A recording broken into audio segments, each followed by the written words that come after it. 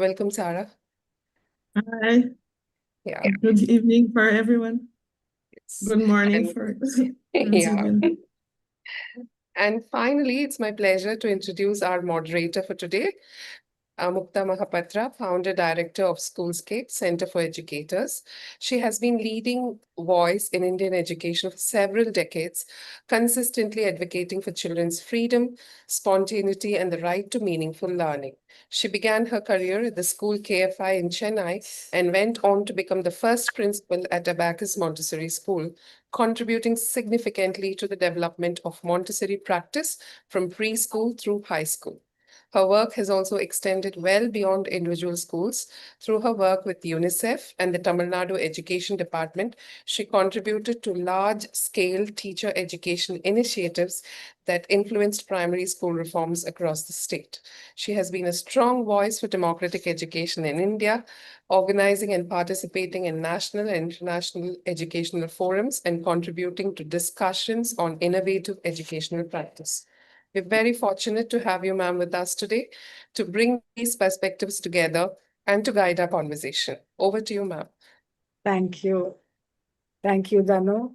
We Yeah. also have to introduce Sarah, Kim, and Nishita, their connection to Schoolscape also. Oh, yeah. I'll add on one line about each. Kim, I met her in South Africa. When I went there, they invited me to, when Sama had wanted to focus on elementary education. And I think she was an office bearer at Sama at that time.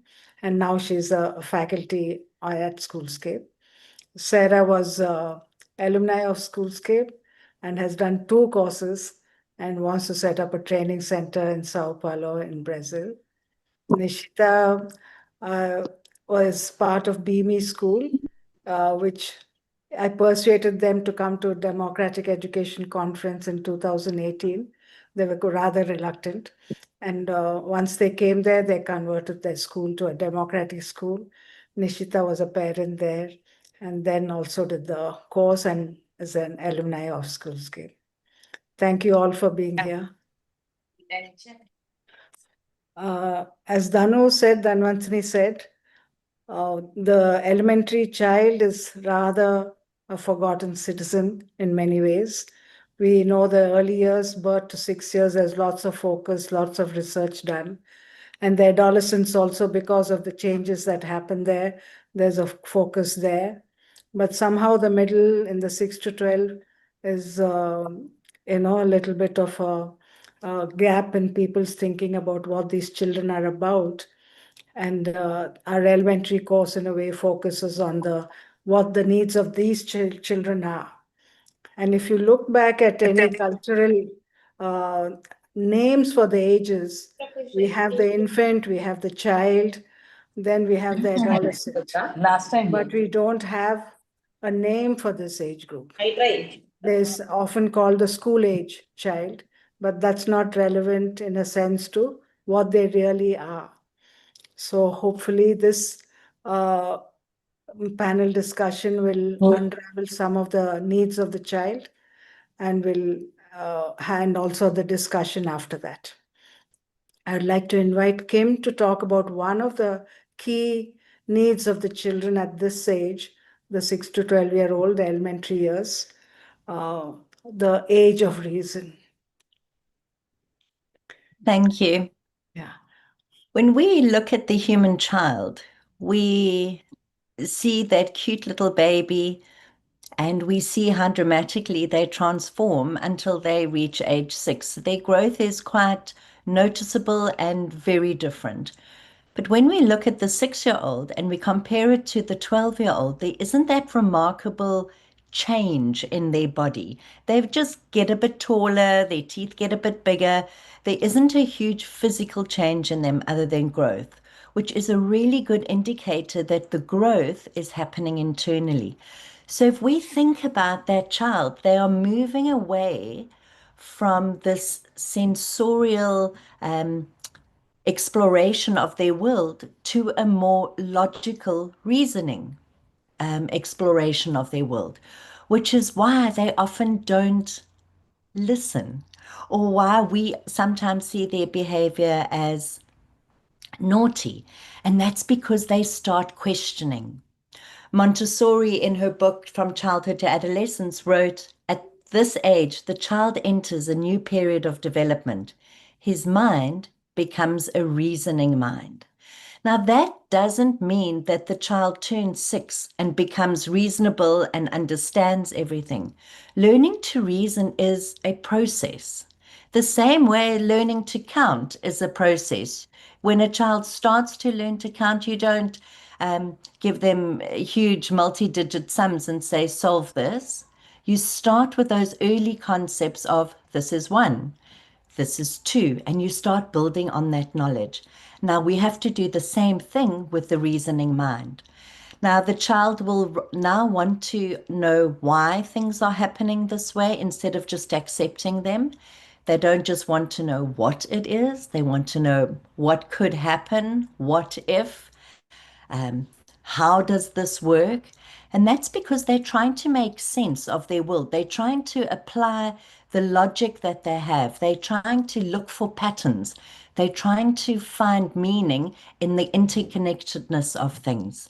They're moving away from their family a little bit. They're happy to have play dates. They don't always want their parents with them. And they start getting exposed to different families and the way different families do this and or do regular life activities. And this is all something that they have to process and work out. You know, if they've come from a home that has dinner at 6 p.m. every night and they go to their friend's home who has dinner at 7 p.m., that's something difficult for a child to figure out. They think, well, why doesn't everybody eat dinner at 6 o'clock? And so those are conversations that children will start having with you. And sometimes they seem quite argumentative.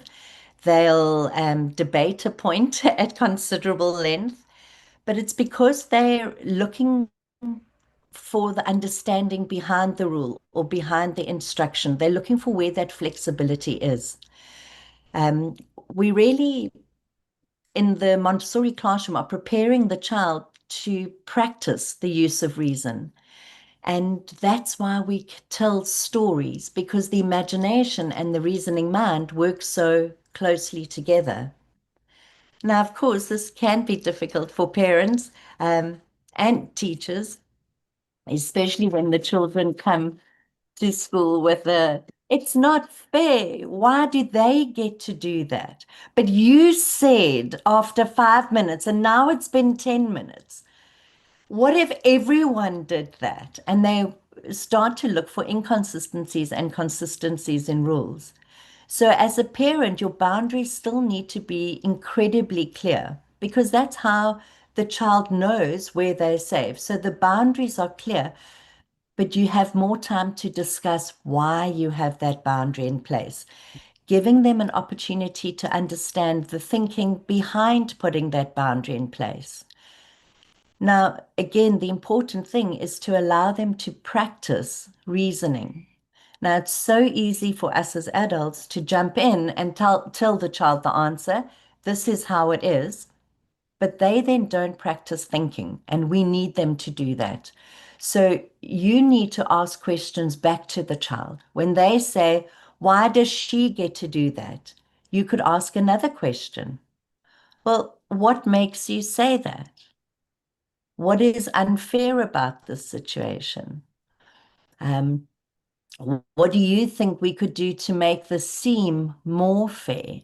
And get that child to apply their understanding because often they just jump straight forward with it's not fair without having the vocabulary to tell you what it is that they find unfair and how they're trying to find the justice.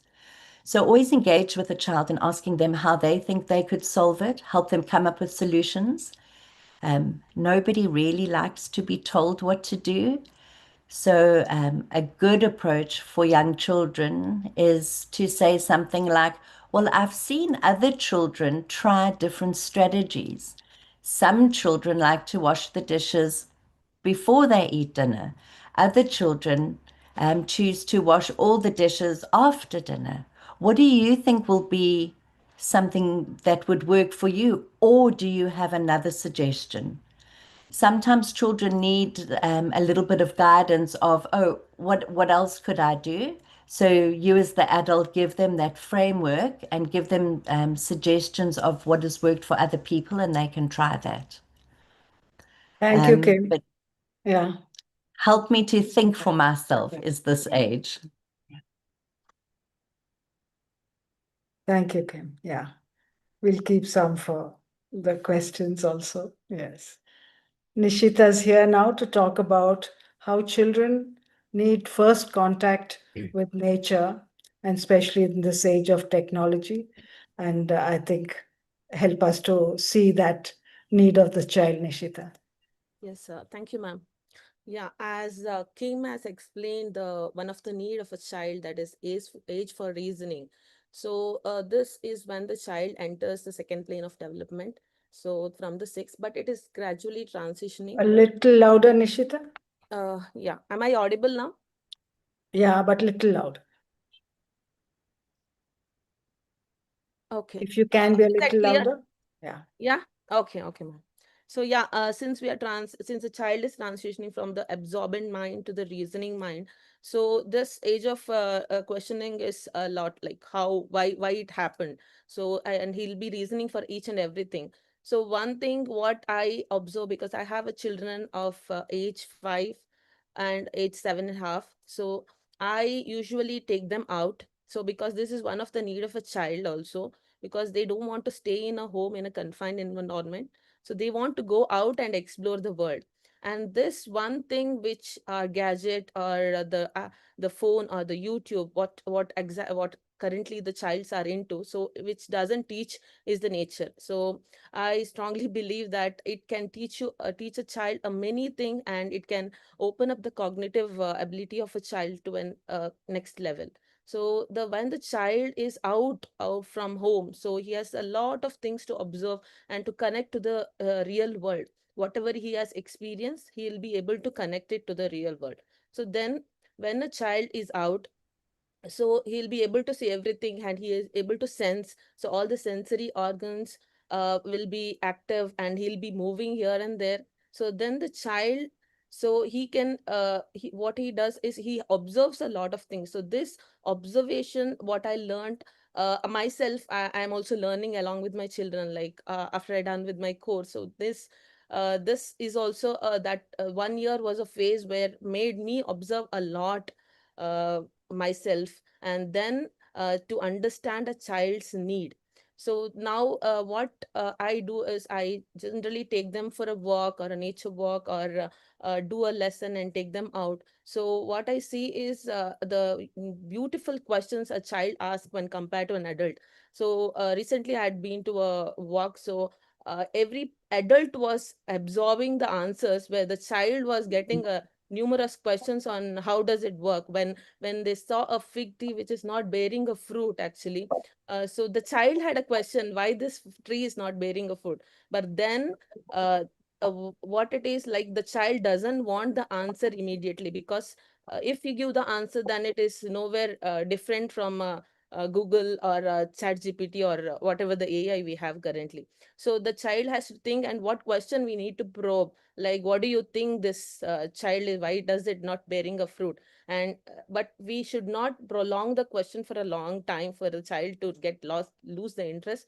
But then the child understood that why it is not. But then the fig tree will be waiting for another tree, that the small insect, so that has a lifespan of 10 days. So when they understood the concept behind why not every tree is not bearing a fruit at the same time, then there is an interdependency of a thing which the child will also learn. So this is one thing where the child also learns the empathy, what he understands from the surrounding, and also what is his uh, current thing, where he is in the as though he sees the surrounding where he is exactly. So this is one thing when he goes to the nature. And also what they do is they don't need someone to, just we need to monitor them, but then they will be into their own world, discovering in their own. Okay, if you go for a walk or something, when there is someone to guide you, these children will form their own group because they want to be in their peer. And I see some children's digging a rock and checking what is inside that. So they don't want the answer to be right in. So they themselves will figure out from the nature. So this is the nature is the best teacher for a child. And also we encourage in Montessori also some botany and zoology, and this education should be taken out, and the child to be exposed, so that there is an interconnection for the child and as well as the nature around him. Yeah. Thank you, Nishita. Yeah. And I think if the children have that kind of an experience when they're in this age group, Yeah. we don't have to give lectures about environmental, No. dangers to save the earth and save the planet, etc. Because Exactly. they would love nature, they would love things around them, they would connect to the world. And Yes. So one example I would like to say. So Sure. when I was discussing about the photosynthesis with my 5 years old, actually, so because elder one could understand, so this, but then he was going to the plant and he was telling, say, I'm with you, I'm giving you some air, and also there is sunlight, take it for yourself. So he was just connecting to, but we would not say that you have to protect this plant, but they themselves will figure out all those things gradually. Yes, Thank you, ma'am. thank you. So we have Sarah here with us to talk about social development and running a school in Sao Paulo with a mixed age group. She has a lot of examples to share with us all the time, but here she'll maybe give an outline of what we mean by social development and why the child at this age needs this so much. Yes, thank you, Mukta ma'am. When Yeah. we talk about social development, the second plane is a central moment for this potential to unfold. Between 6 and 12, children naturally seek to understand the group they belong to. They want to listen, to talk, share ideas, negotiate, and work together. The child enters this plane already rooted in a family culture, but gradually begins to move beyond this first circle. They turn toward peers, and as their knowledge of the world expands, they also begin to understand that they belong to different communities and social groups. This is more than simply having more relationships. The child gradually develops a more refined social perception. They begin to recognize different perspectives, customs, values, rules, roles, and ways of life. They also become increasingly aware of contradictions and inequalities. Throughout the elementary years, this helps them build a more complex understanding of themselves in relation to others and prepares the ground for adolescence, when questions of identity and belonging become even more significant. Today, school is one of the main places where children meet other children. Here in Brazil, at least, we have some children that spends like 10 to 12 hours a day inside the school. For this reason, constantly asking them to work separately would limit an important part of their development. The Montessori environment supports social development because it allows these impulses to emerge naturally. There are space for individual work and for small or larger groups, freedom of movement, and a work cycle in which children can follow their interests and choose whom to work with. The environment does not force socialization. It creates the conditions for meaningful social life to develop. The same is true of rules. Children are more likely to understand and respect the agreements of a community when they have participated in creating them. Instead of simply being rules imposed from outside, they begin to understand why certain agreements are necessary for living together. Social development also involves learning about closeness and distance. Children do not need to be equally close to everyone. in a sufficiently large community, they can find different affinities and relationships can reorganize more naturally. This is one reason why group size matters. More children create more possibilities from friendships, working partnerships, and different social combinations. Age diversity is equally important for us. A 6-year age span alone allows children to occupy different roles over time. They begin as younger members of the community, become peers, and eventually become some of the experienced children, often showing greater responsibility and care towards younger ones. We also need to remember that development does not happen at exactly the same moment for every child. Some children seek group work very early, while others show stronger social interest later. And social development should not be confused with the personality. Some children prefer small groups, others move easily between many relationships. One is not necessarily more socially developed than the other. These may simply be different ways of being with others. So I hope you listen. Yeah, thank you, Sarah. Sarah is fluent in Portuguese and Spanish, and English is getting there. Thank you so much. Yeah. So many of the questions that came up were connected to social development. So maybe I'll start with this question to you, Sarah, and others can also pitch in. This is from Robin Hood, an educator. How can we, wonderful name, Robin, if you're here. We'd like to know your history also, why you're named that. But the other question from him is, how can we consistently offer opportunities for children to connect with their peers in a socially cohesive way and foster respect between them and the adults? Sarah, would you like to start with that? How can we Yes. consistently offer opportunities to children to connect मैं with office में जाता हूँ बेटा गाड़ी रोक एक minute Sorry? Yeah, that is somebody else. Yeah. Would you Okay. like to start, Sarah?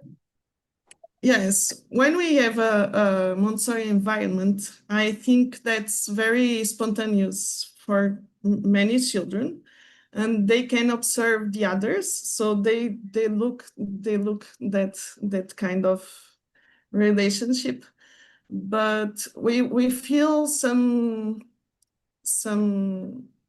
difficulties when children came after 8 years old or something, and we have to give repertoire and give more experience, give examples, and invite and mediate much more. So I think we have to observe many hours and to see how the relationships are being constructed. That's very important.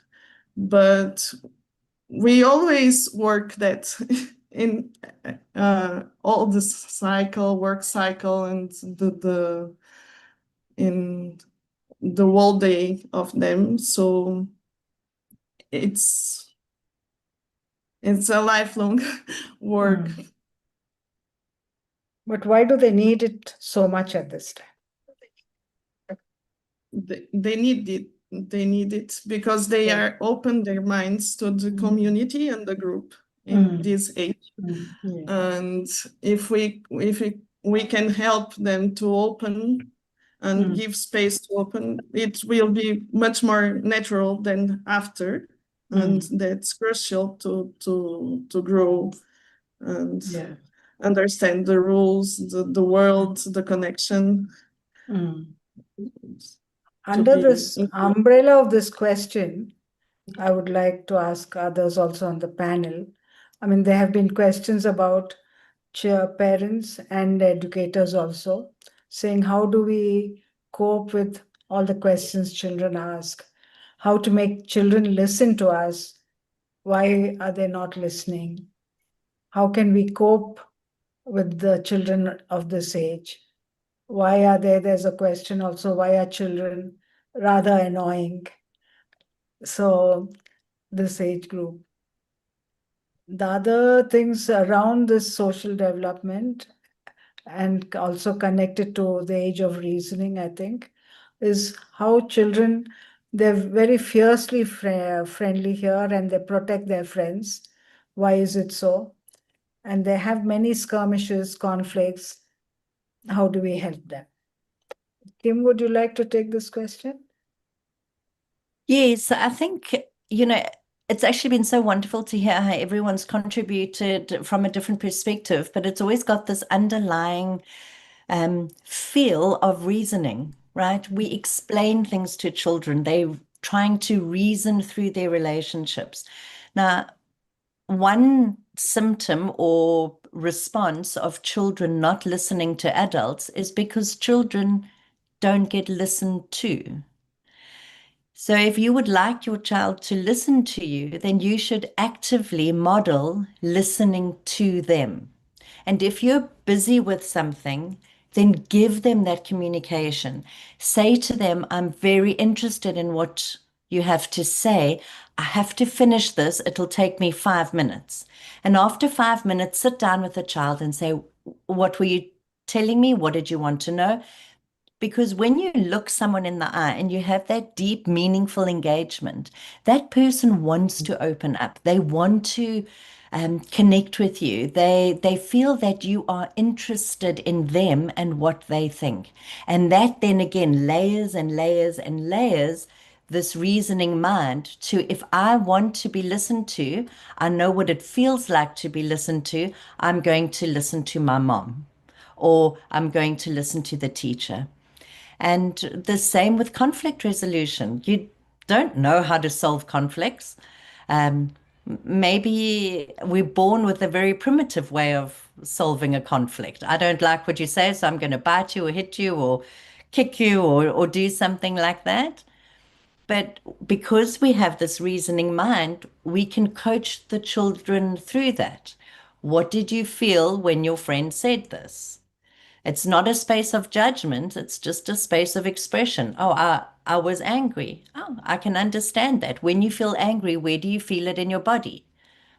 What words did he use that made you feel angry? Then you can talk to the other child and say, when you said that, do you see how that made him feel? And let the children figure it out, because after a while, you won't have to do that anymore because you've role modeled this. The other thing as adults that we forget is that children are watching all the time. They watch how we get angry in traffic. They watch the names we call people who cut us off while we're driving, if that's something you do. And the child thinks, oh, when someone does that to me, this is my response. Remember that reasoning mind, they're figuring it out. They're trying to see, does the rule apply to everyone or just me?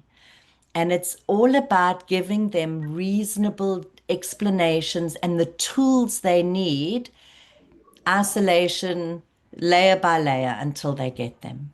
I hope I answered that one. Yeah, thank you, Kim, for that.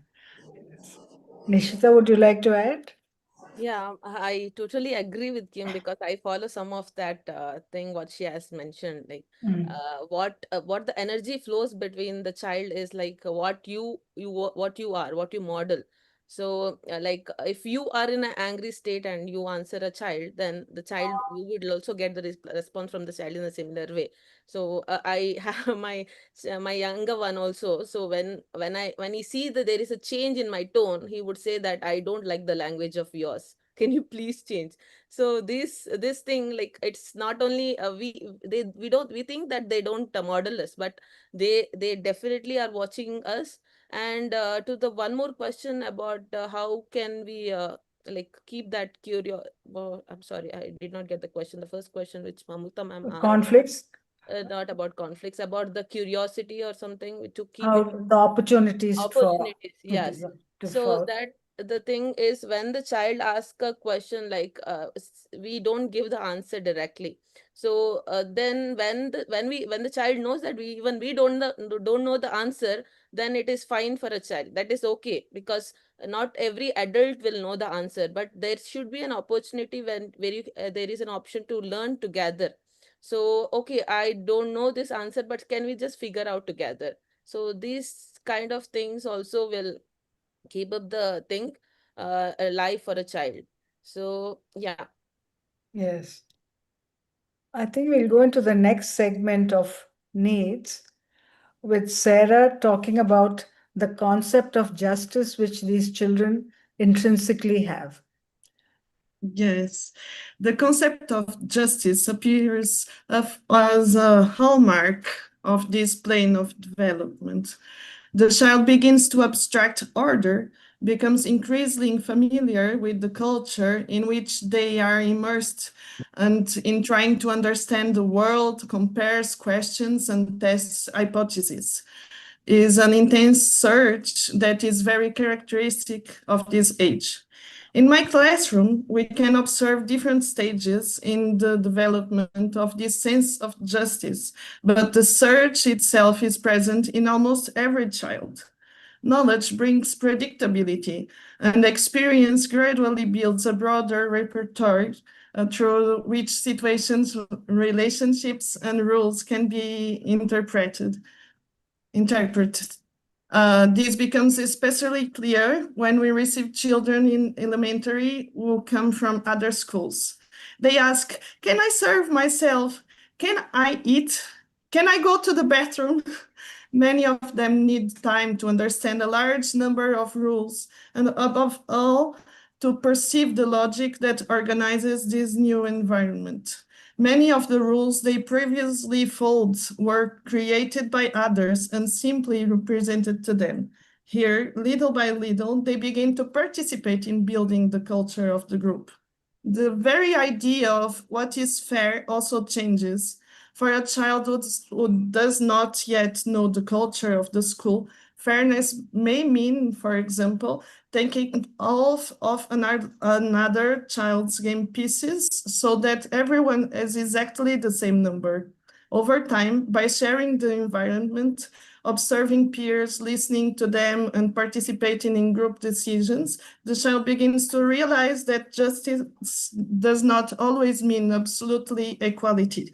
It may mean taking into account context, individual needs, and the impact of decisions on others. During the transition from the casa to elementary, it is very common for children to repeatedly point out what they believe is wrong. Often, their first impulse is precisely to identify everything that is different. He did it another way. She is not following the rule. You can't do that. They seem to be using the behavior of others as a way of understanding the boundaries of their own moral world. As they mature and take part in creating the rules of the community, this perception becomes more complex. Small differences begin to bother them less, and over the 6 years of elementary, we can see that the adult's intervention can gradually become much smaller in discussions about rules and community life. Children begin to understand that a community needs rules, but also that those rules need to be flexible enough to respect the people who are part of it. Little by little, they become capable of balancing the well-being of the group with the individuality of each member, as long as individual choices do not negatively affect others. This becomes very concrete in group meetings. The children build agendas, gradually learn to lead their own meetings, discuss problems in the environment, propose solutions, and evaluate whether they can decide actually worked. They may suggest rules intended to protect those who are in a minority, question a previous decision, go back on a rule that proved inadequate, and reformulate agreements based on experience. there are also issues that return again and again in meetings. The group discusses them, tries to get a solution, returns to the problem, changes strategy, and yet no definitive answer seems to emerge. Perhaps this is one of the most important experience of community life, realizing that not every social problem is a simple or permanent solution, and that every rule needs to take into account the real individuals who make up that group. In this sense, the search for justice does not end when children learn the rules. It depends when they begin to understand that a community is not made only of rules, but of individuals. This year, while organizing the rite of passage from fifth to the sixth grade, we had a very meaningful example of this process. The children were planning the event and approached the school cook to ask how much it would cost to have her help for a few extra hours. And she kindly replied that they would not need to pay her anything. The group's reaction was immediate. They considered it unfair, even unthinkable, that someone should work several extra hours without being paid. After discussing that with themselves, they decided that she should be compensated and agreed on 250 reais, an amount slightly above they know is usually paid for a day of cleaning work in our city. So I hope to be cleared, with this topic. And I think it's quite important for every children. Yes. The other important need is, imagination, and which sets in this time as a power. And Nishita will outline that for us. Yeah. So, yeah, this age is the imagination is very powerful for a child. So it is across the learning. So when a child, like, I don't know if adult can imagine this much, but child is like, they will always have a question and they will be thinking something else in their mind. So when during the learning, what I do is, if for learning for a child, so what we studied here is like, in the course. So the everything should be, it's alive for a child to imagine. So a unit, like in a maths or something, maths, we touch a unit, but usually the unit cannot be touched, right? Everything up to, from a unit to a million, so the child can feel here. So here the child's imagination will be even more vast. So then later when we study about our different subjects like history, so they are much more into this thing, what they are currently, what they have been in their past, what they are becoming in the future. So this everything they'll be imagining. So whatever the subjects which we tell to this imagine, to kindle this imagination, is a beautiful stories for a child, like the great story which we do in our class. And the child, these information, the cosmic curriculum which we have here, which will they spark the imagination of the child even more. So he'll be thinking like, how the whole universe has begun and what we are currently doing. And when we look into the history, how the beautiful the presentation on the sun, the earth, and how the seasons change, how the wind, tides, everything, how it is beautifully structured. So the child will be that he will be in the plane of imagination. So also some kind of the charts which we follow also, so it is very beautiful that it remains in the child's mind. Okay, so this is a beautiful power of imagination. And usually what we do is, I basically homeschool my children because to keep this imagination intact. So they should be flowing for a child, because there is so much.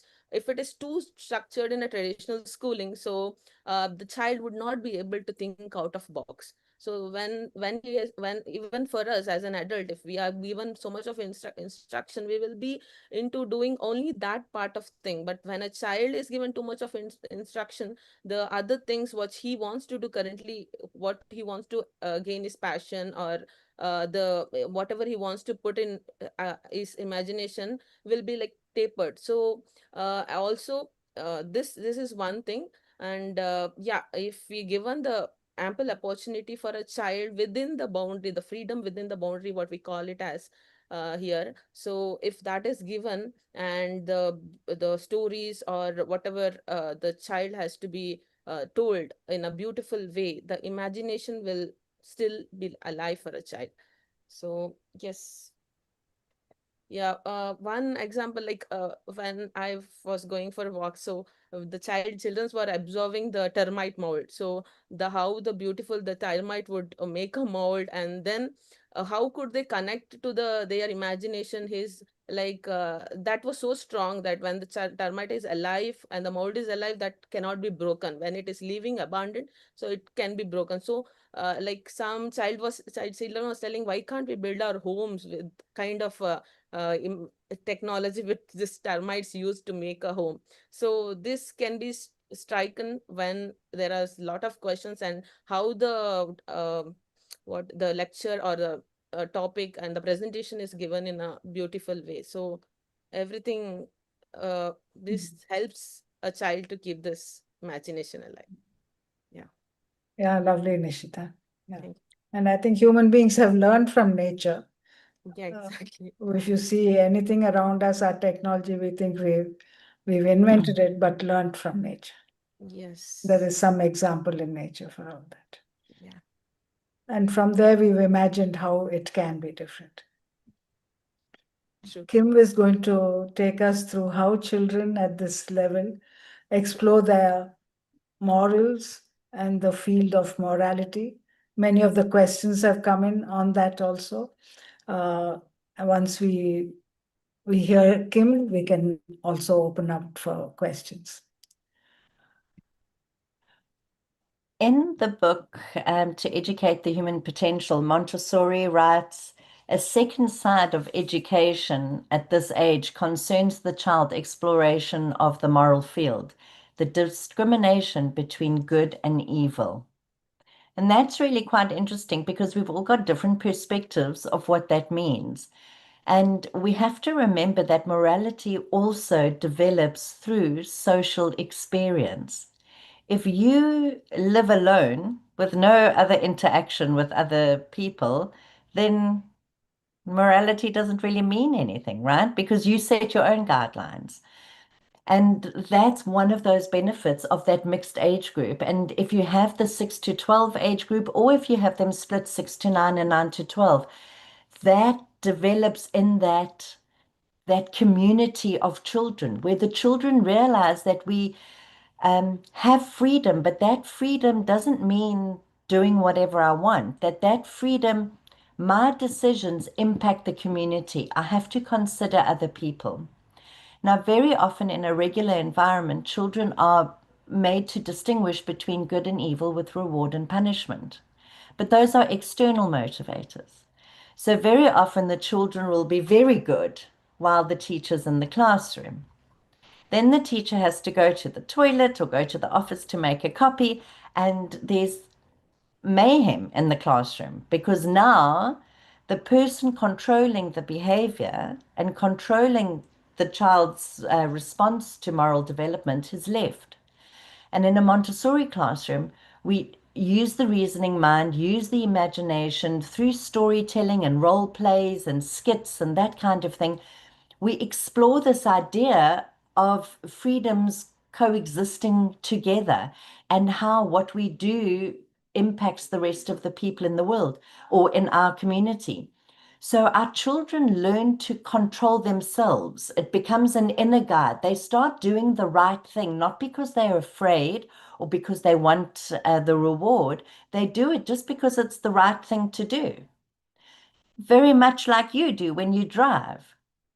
You stop at a stop street, or when the traffic light is red, you stop, even if you're in a rush, because it's the right thing to do. Because if you don't obey that law and you go through that red traffic light, you could have an accident and die. But where did you learn that control? Through years and years of using that reasoning mind and thinking, well, actually, this is a good idea. And there may be countries that don't have traffic lights at all, and they've got other systems in place. And then you have to relearn those when you move there. But your morality is closely linked to the society that the child is engaging with. So it's really important to have, Sarah said, have those community meetings, have the agenda where children can bring things up. If you've got 6 to 12 in a class, you have to sit your 12-year-olds down and say to them, these 6-year-olds are looking to you as for leadership. They're looking at you and getting ideas from you.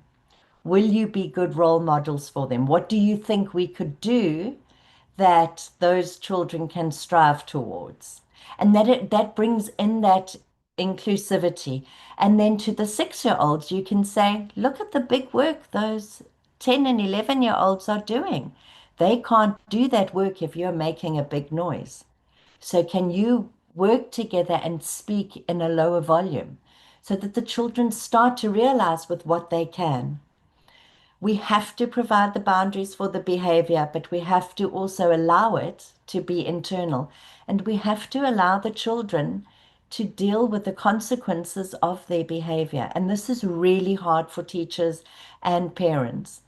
When a child and another child are in a conflict situation, and maybe your child has said something unkind, and the other child has said, that's it, I don't want to be your friend. You can't make them be friends. You have to comfort your child and say, I'm so sorry your friend doesn't want to play with you. Let's talk through the situation and see what we can do differently. And you give them guidance. So you don't take the consequence away, but you hold their hand through the consequence so that they use it as a learning opportunity and they learn to take that accountability and responsibility. And sometimes someone doesn't want to be your friend, and that's okay too. That's their choice. The only person we can control is ourselves. And that's a really hard lesson for adults and children. And it's easier if they learn it when they're a little bit younger with a compassionate adult guiding them through, helping them to collaborate and discover what it means to be part of a community.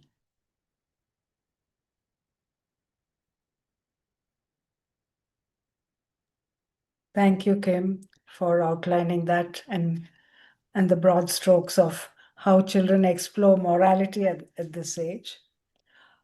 There are questions, but I thought instead of asking questions, since we don't have that much time, we'll open out the floor to everyone. One overriding question has been from Siddhartha. How do you protect children from an individualistic, grasping, and highly competitive world? Do we want to? And you want to continue that, Kim, to look at that question? I think if we root children in a sense of general right and wrong, in a sense of non-judgment, of curiosity for things, then they're going to be able to make good decisions. They're not going to allow their decisions to be taken away. And yeah, there are things that AI is great with. And I mean, some early AI that we all use, no one was all upset when we started using calculators, but we were clear about when was it appropriate to introduce calculators to young children. We didn't give the 3-year-old the calculator. And I think that's what we've got to be clear with the older child as well. When is it appropriate to introduce certain things? And the child needs experience, they need hands-on learning, they need exposure, they need exercise. In South Africa, children don't ride their bikes to school that often because the roads aren't very safe. or they don't walk long distances. So we have a much higher level of hyperactivity in the classroom because children don't have 30 minutes of exercise before they arrive at school. Maybe it's the same where you live. But I think it's looking at what is reasonable, not what is fashionable. The human hasn't changed the way they develop in hundreds of years. We still learn to sit, then crawl, then walk, and talking happens in a process. And so we've got to make sure that what we're exposing the children to with AI and other technology is not hindering their development and becoming an obstacle. Rather, that let them learn to move before and then they can control their movements rather than having the movements control them. Okay, thank you for bringing up AI. I think there were two, Was three that not, questions. did I answer the wrong question? Oh, No, sorry. no, that's also a way of protecting or not protecting from the environment. But there were two, three questions around AI. Yeah. Shall we open the floor out for any other questions?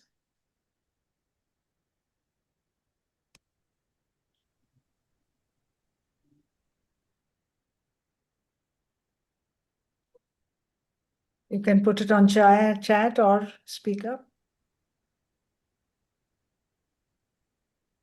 You can, all of you have your electronic hand, you can put it up.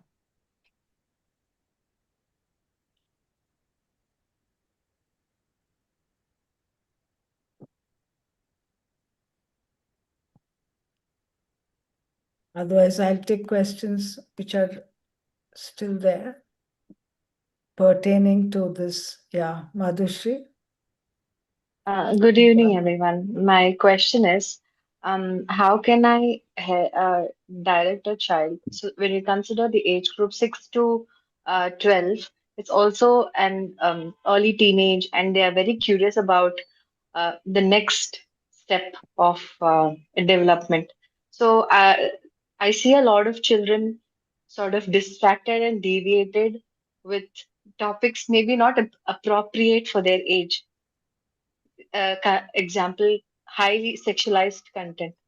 So, as an adult or as somebody who cares for suppose the elementary child, how can I help the child not fill their brain, that means learning and nature and everything, with these content? Because clearly it is not helping. It's not helping them. So I know, I understand that it is important and to set boundaries, to bring it up in a very, in the right manner. But then, um, what is the boundary that we can establish? There's nothing, no taboo Yeah. subjects in the environment. We can talk about anything that is in society because our classrooms are miniature kind of societies, so sexuality or puberty, or those are questions also that we need to address in our classrooms. And as you said, it may happen earlier. Sarah, would you like to see how you take up such? Yes, I will try to talk in English, but I think we don't have any limit considering knowledge in our classroom. That's very clear for me. For example, I have one student that came to our school this year. He's 11 years old, and he bring a text about Teletubbies. And I was like, do you know Teletubbies there? Yes, we do. Yes, I was thinking, okay, what can I do? But I observed that he was very happy with the work. He was writing, and I could work the concentration, bring some ideas about text construction, bring English to the ask to the teacher, English teacher, to work that in English. And he made some things with handcraft to present to younger kids. So it was like a path to enter, coming in for into our classroom. environment. And I think it is a process. So I consider that time he brought Teletubbies, and next time he can do that with anything he loves to. So I can spread ideas. I can discuss many subjects with him, meaning during next days, but he's bringing his own work. In other hand, when we talk, for example, about sexuality, I think it's important to bring doctors and people from our community to discuss about and bring another people, but give time to discuss ideas that are very important for them. So we always try to connect their interests and many things. And I think we don't have danger in knowledge. We can conduct and make many new things with any subject or any idea. So we have to be smart to be a guide, but and think what is most important and what is the way that we can run. But there are many ways to work about something. So I hope you understood my point. Yes, yes, very clear, Sarah. Thank you. Madhu, yeah. It's seen another hand up, but I don't see it now. Okay. Bhavna, yeah.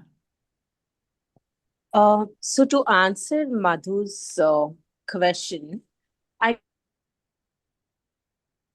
as a guide experiencing this in my environment, and I feel like we need to normalize these talks. Otherwise, it just keeps brewing up in the community because as an Indian society, we feel it's a taboo to talk about sex, to talk about gender, and to talk about certain things which could be inappropriate. So we had a meeting with a group of children who have been using these terms, and we normalized it for them by writing all the terms in one place and asking them, let's go find meanings to all of these words, and then questioning them, allowing them to reason it out by for themselves. And then this stopped. So there was also a group of children who were talking about crush and they were pairing each other and all of those things.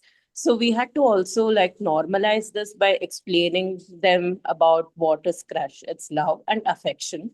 And it's not like stopping them immediately telling you cannot love, you cannot have affection, but explaining them what it is and normalizing that to these children will actually help them understand, reason out, and like solve these issues by themselves. So I feel like as guides, we should be aware and educate ourselves about various meanings, terms which is being used, and also normalize this for children. This is what is working for me in my community. So I thought it would be helpful to share, Madhu. Ma'am, can I add to it? Sure, sure. Yeah. So yes, so I see my friends and my child and his children's coming here and doing a sleepover. So at that time also I noticed children's using these words, and sometimes they are happy about it, discussing about these things. But what I did is talked to them in a very friendly way, like they themselves understood like it is a part to normalize these things. And then but it's not like the children will completely stop doing it, but still this is the age where they want to explore these things, where it is kind of thing which parents or we think as an adult it is not for the children, but they want, that is an area for them to explore. So they will definitely do it, but as a guide or as a parent or as a teachers, what we understand is that should not be something which goes further for something which is very dangerous. But that is why we need to make sure that whatever we talk to a child, that should be a very friendly way, not to say that it is nothing you should stop about. Still they can continue it doing it, but there should be a transparency between the child and a guide or a parent, so that they still can enjoy doing it, but it's not like it is wrong doing, but we have to make sure that it's to be normalized, but make sure that it is within the boundary. They still can make it, but still we should be aware that they are using these terms, and also that should not make an offense to someone else who is not liking this. So yeah, this is my experience. I just wanted to share. Can I add to that? Sure. I think very often we forget that we are actually the adults in the relationship. And if children are exposed to something, we have to give that exposure parameters. And we need to, in a non-judgmental way, explain to the children. So, quite like everyone said, we need to normalize it, but we also need to take it a bit further. And like Nishita said, what if somebody else doesn't reciprocate this feeling? And then use that reasoning mind. What if someone told you they had a crush and it made you feel uncomfortable? How would you respond? Because if you're not giving your child the information, guess who is? Their 12-year-old best friend who's got more knowledge, right? So you want to make sure that the child is getting the right information from you, the adult, rather than misunderstood information from a 10, 11, 12-year-old. So have that relationship, because when they're 16 or 17, they may confront different challenges. And you as a parent have already set yourself up as, oh, my mom is a reliable person. I can ask her these things. She's not going to judge me. She's going to give me the honest truth. And that's what you need. A relationship is built on honesty and trust. And you've got to be that trusting adult, and you have to trust your child. Yes, and can I say something? For me, it's very helpful to have a deep knowledge about the cultures, different cultures of the world. So if some topic is not very comfortable for me, I will study it more. And when children comes with a question, I can answer, open the world and say there are many cultures. For example, body hairs. I was questioned once by a kid, and I said, well, that's not there. There is not one answer. We can consider many times and many cultures, so we can see many photos and we can discuss. And you can talk with your parents and talk a little bit more about that. There is any problem, any issue about that. So it's not so comfortable for me. But if I have a good culture, I can come with more questions, open the world, and present some new thing about that. It is quite important to be comfortable more and more. And it's okay to tell children that don't feel comfortable. That you say, wow, this question makes me feel really awkward or a bit embarrassed. This isn't something I spoke to my parents about. So I might struggle finding the words, but I'd really like to explore this with you. So that they realize that different people have got different experiences, and that's how compassion is born.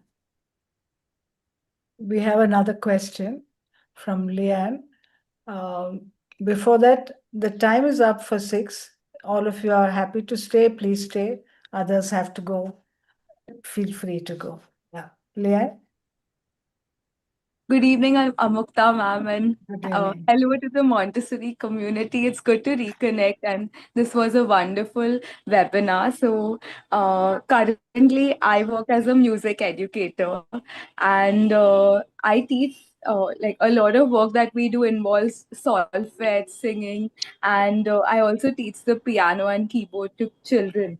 So the thing about music is, until you begin to enjoy it really, there's a lot of practice and repetition, and enormous amounts of repetition. Even for singing, to get the pitch correctly, they need to keep singing it over and over again. And a lot of kids don't enjoy putting in the effort. They enjoy music, they enjoy singing, no doubt of that. But they don't enjoy the effort and the repetition. And over and over again, I keep reminding them that there are no shortcuts to getting the pitch correctly. Even for piano, for that matter, if they have to play a piece, even before playing a simple piece like Mary Had a Little Lamb for a beginner child, they have to develop their muscles. So, to get their hand position correct on the keyboard, there's a lot of muscle strength that is required from their hands. So even that takes a lot of time. So how do we keep motivating children to repeat, their scales and their exercises and arpeggios and all that they do in singing class, and not feel dull about repetition, but rather, enjoy and make it interesting? Or that's a question. I don't have an answer to it fully. It's always a challenge to get kids to get there to performing even a short piece very well. I think that's very interesting, and I can help a little bit. I'm also pianist, as He's you a know. music teacher. I think it's very connected with the idea of the environment too. So in Casa, we have some materials that kids can repeat over and over and master them. But in elementary materials, we give many variations because they don't like repetition. In piano and in music, we also can split the work in different exercises, giving variation. And I think the most important is to teach how to get the solutions with autonomy, so we can give a range of possibilities to work about one phrase, one musical phrase, and connect the body. I think it's very important to feel the beat with the body, to sing while you are playing the piano and some instruments, and to breathe when you are trying to organize the musical phrasing. And for example, try to play a piece without playing, doing mental exercise. So you can read the score and trying to play it on the air. It's very important. We have so many ways to reach the music that we can work with many variations, even in the piano. And I think with math and with language and with geography and all, it is the same. It's quite similar, in my opinion. Thanks for that, Sarah. Yeah. Maybe I could connect with you personally and share a few things that I do, and maybe you could help me through it, if you're fine with that. Yes, we can do a Okay. call, for example. Sangeeta was there with her hand raised. Has she left? Sangeeta Bector? There, and actually, I missed something that I couldn't understand Sarah this time, whatever she was speaking in English the previous time, not this time. And I was Okay. hoping somebody would explain what you understood because I missed it. But it's okay, we can do it some other time. Let everybody else get what they are looking for. Okay. Mm. About yeah. Okay. The exploring morality and Yeah, that issues one, of quest sexuality, I think. Yeah, that's that one was okay, the one before that. what. But it's okay. I'll speak to Sarah. Sarah seems to be in demand. Yes. Sarah, I missed you actually. It's been a long time. Yes, thank you, Sangeeta. Was at all. We No have problem. to do a meeting.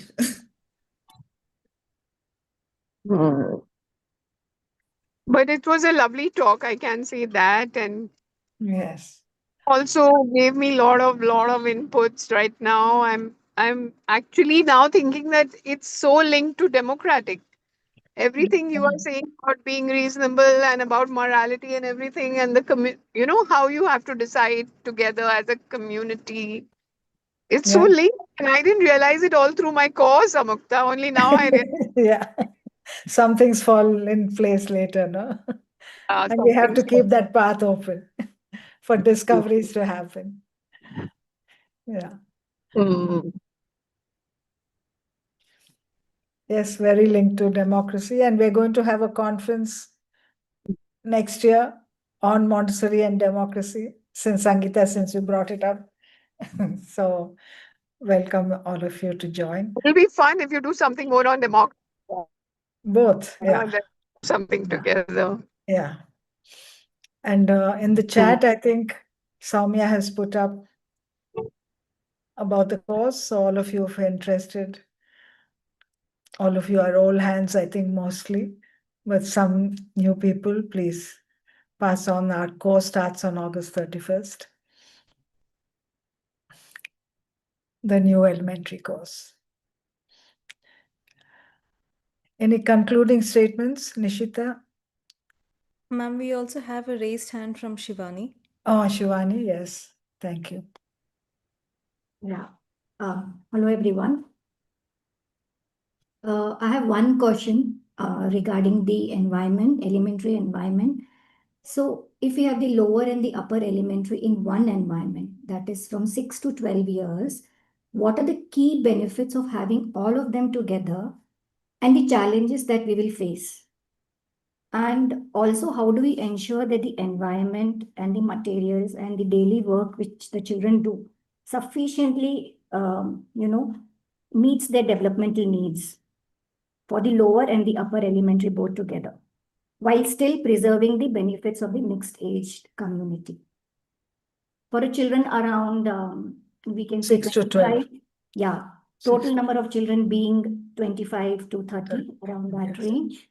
Yeah. How do we manage the diplomacy of the environment?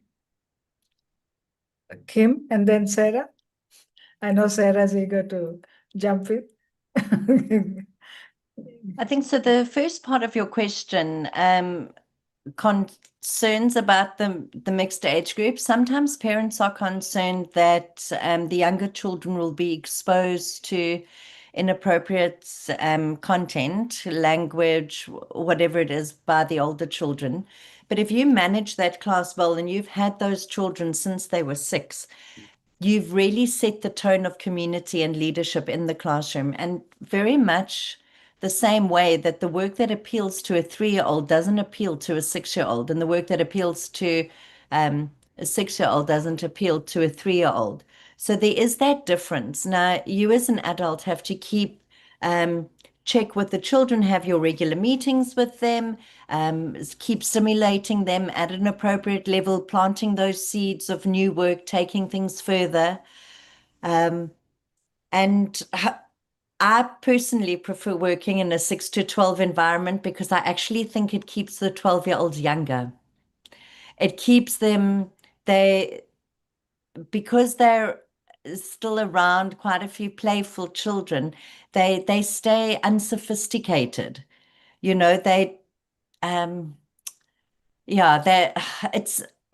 find the difference, and I just find them a lot more cooperative and helpful when they're in a 6 to 12 space than when you split the groups. I've worked in both, and I definitely prefer the 6 to 12 rather than the 6 to 9 and 9 to 12 split.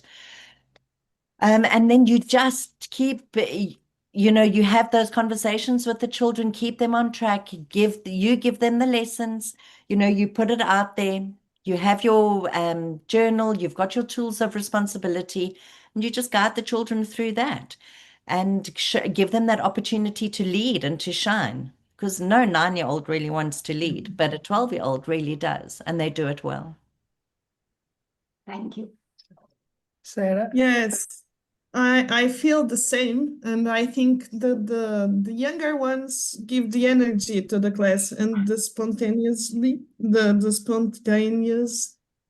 yes, and the older ones give the deep of the work and give more works, and it's very beautiful to see. Now we are arriving to that group from 6 to 12, and it is quite different. Even in the meetings when they discuss rules, and the younger are much more beneficiate than the older ones that begin in the past. And the materials, I think they are not the point, because when we consider the older ones, the materials get less necessarily, and they use the same materials to reach different levels. So I think it's not a point for us. We don't feel the stress. And we try to do 2 different classrooms, one from 6 to 9 and one from 9 to 12 years old. But we connected them. It wasn't work at all. And we mixed the classrooms, and we put math and geometry in one class and the other materials in the other, and they are connecting much more, and very happy with that. And we have no issues with the mixed age. We have only solutions till now. I completely agree with this, especially the rules when the children sit during circle time and make rules for each other. All that is working very well. One challenge Yes. where we work, where I need help, is how do I make the upper elementary children a little bit more serious? It's a time we need to focus a little bit, preparing them to go to the outside world. How do I make them like really take their work seriously? Sometimes they do get distracted with the lower elementary, and they're getting adjusted to the environment, especially the 6-year-olds. Going out help us a lot. To going outside, to experience the real world, helps us a lot. Okay. And they are very focused, and I feel sometimes they reach that in the 5th grade before they leave my room, my classroom, and it's like a click that they make. It's quite impressive. I don't know if Kim seems the same, but I think we have to give time. They are children too. And sometimes they will try to having fun with their peers. That's important. So they have that energy, and we can connect with the interests and make it more.